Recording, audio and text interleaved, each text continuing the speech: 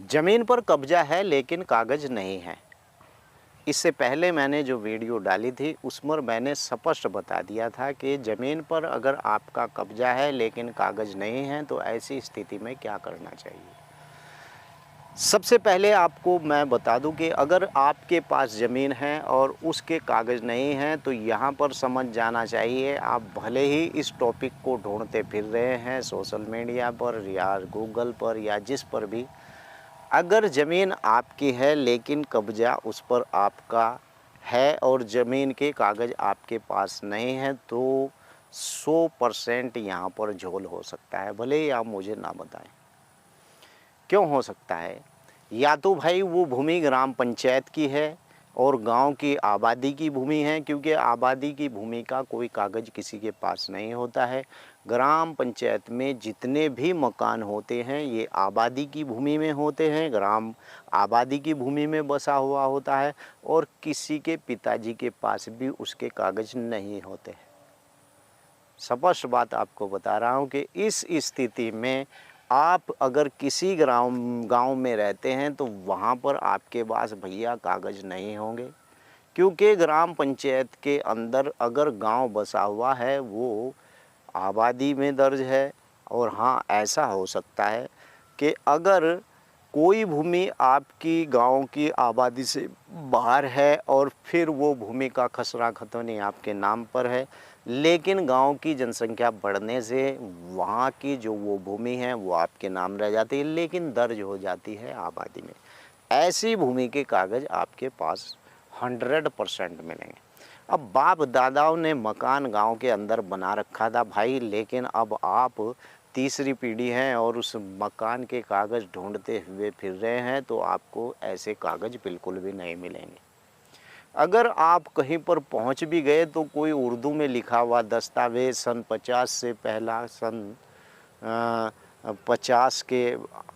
या 1911, 12, 35 इस प्रकार से अगर आप जाते हैं तो कोई दस्तावेज़ आपको मिल सकता है, लेकिन उससे आप ये साबित नहीं कर सकते ये भूमि आपकी है। अभी आपने सुना था कि स्वामित्व योजना के अनुसार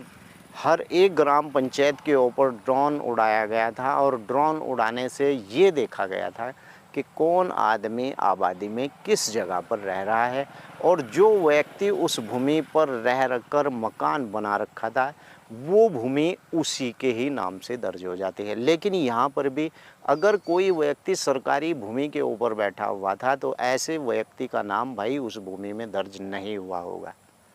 उन वो लोगों का नाम दर्ज हुआ होगा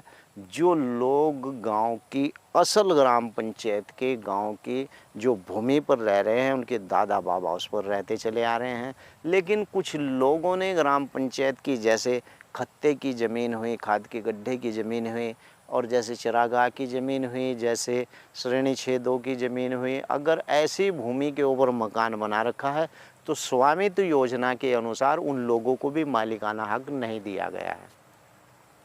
अब बात ये आती है कि भूमि तो है लेकिन भूमि के कागज़ आपके पास नहीं हैं, क्या करें? या तो स्थिति ये होनी चाहिए कि अगर आपने भूमि पर कब्जा कर लिया है, वो भूमि किसी की निजी है, 12 साल तक आपका उस भूमि के ऊपर कब्जा है, तो ऐसी स्थिति में अगर वो पक्ष जो टाइटलधारी है, जो उस भूमि का मालिक है, आपके खिलाफ न्यायालय में जाता है और आपके खिलाफ वाद दायर करता है और आप वहाँ पर साबित कर देते हैं कि इस भूमि पर आपका कब्जा है और 12 साल से पहला इस भूमि पर आपका कब्जा है, तो ऐसी स्थिति में वो भूमि आपके ही नाम यानी कि मानी जाएगी। आपका उस पर कब्जा है, असल मालिक आप ही उस भूमि के माने जाएंगे। लेकिन अगर भूमि भाई सरकारी हो, किसी की निजी ना हो, और भूमि सरकारी हो तो भूमि के ऊपर भी लिमिटेशन एक्ट के अनुसार 30 साल तक अगर कोई व्यक्ति सरकारी भूमि, अब यहाँ पर सरकारी, अभी तो मैंने बताया था कि भाई सरकारी भूमि के ऊपर अगर आपका चाहते हैं जो है कब्जा है, कागज़ नहीं है, और फिर आपने बताया कि स्वामित्व योजना के अनुसार ऐसे लोगों को मालिकाना हक ही नहीं दिया गया है।